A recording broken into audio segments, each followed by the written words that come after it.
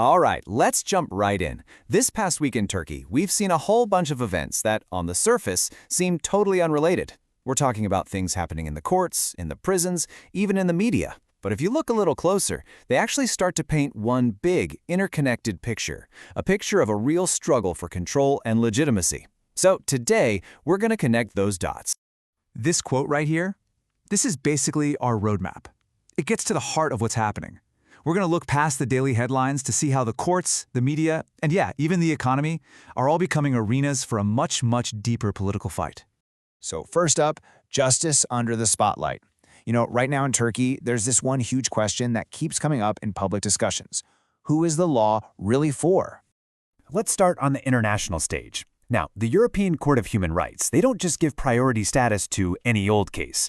By fast-tracking the case for Istanbul's opposition mayor, Ekrem İmamoğlu, they're basically putting up a giant flashing sign. They're sending a message that the whole world is paying attention, and that this case is a really big deal for the future of Turkish democracy. Okay, so while that international spotlight is shining brightly on one very high-profile person, something massive is happening much more quietly inside the country. And this brings us to a huge development that's going to directly affect tens of thousands of people. 120,000. Just let that number sink in for a second. That's how many people could be walking out of prison soon. Now, the official reason given is that this is to fix an inequality that came about from some COVID-era rules. But as you can imagine, a number that big has kicked off a massive public debate. And this right here, this is exactly why that debate is so intense. Because on one hand, people are seeing news reports of celebrations for inmates getting released, and some of those individuals are allegedly tied to organized crime. But on the other hand, you have political prisoners, journalists, and activists who are all staying right where they are, behind bars. So the whole conversation is shifted. It's not just about how many anymore, it's about who. And that's a fundamental question about legitimacy. Section 2. Controlling the public narrative. And all this talk about who gets out and who stays in, well, it leads us directly to our next big theme, the fierce battle to control what you and I see and hear.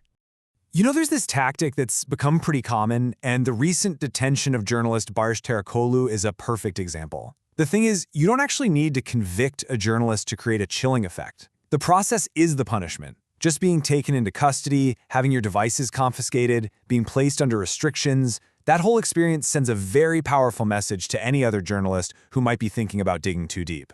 But here's where it gets really interesting. While all this pressure is being put on independent media, there seems to be a kind of crisis brewing inside the pro-government media world. From what we're reading, there's a serious internal debate happening about whether their whole strategy is even effective anymore. And the solution being floated? It's to basically swap out the messengers. The idea is to replace the familiar commentators, who many feel have just lost their ability to persuade people, with actual lawmakers from the ruling party. The thinking seems to be, well, if the message isn't working, maybe we need a new face to deliver it. Which, if you think about it, is a pretty stunning admission that the propaganda model might be broken. And we can see this whole battle for the narrative play out in real time with the tragic crash of a Libyan military jet. So on one side, you have the hard facts. We know the plane made an emergency call and the flight recorders were found.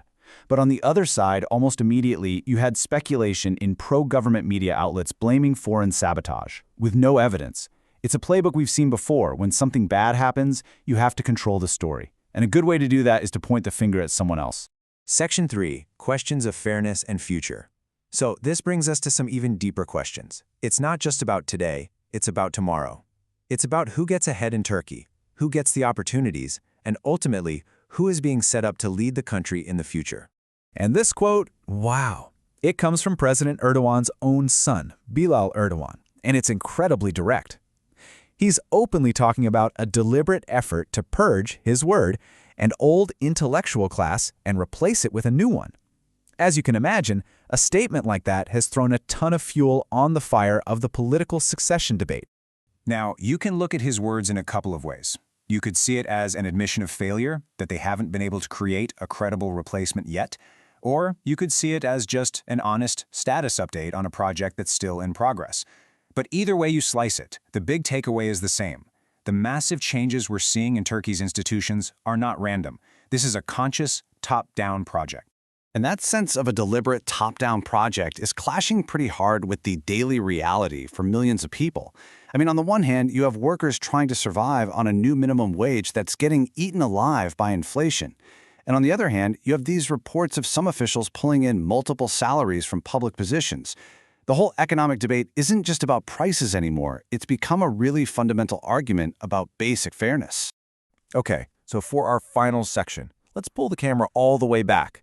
Because the real story here, the thing that makes all of this so important, is that none of these events are happening in a vacuum. It's all connected.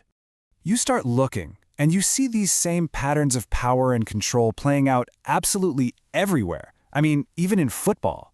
You have detentions linked to huge clubs like Galatasaray and Fenerbahce that many people see as examples of selective justice. Then you have the leadership change at the Supreme Election Council, the USK, which is almost universally seen as a political move.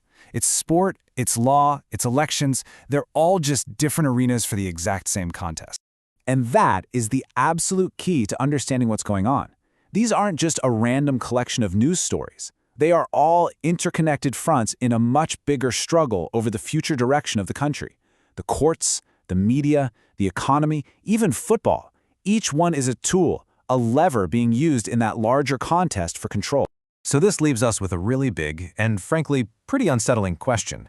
What happens when society as a whole starts to expect its institutions to respond to political power instead of the rule of law? Is trust in those institutions already gone at that point? The answer is probably. And when that trust disappears, the very foundation of the state starts to get fragile. And that, right there, is the real story connecting all these dots. And it's a story that will be worth watching long after this explainer is over.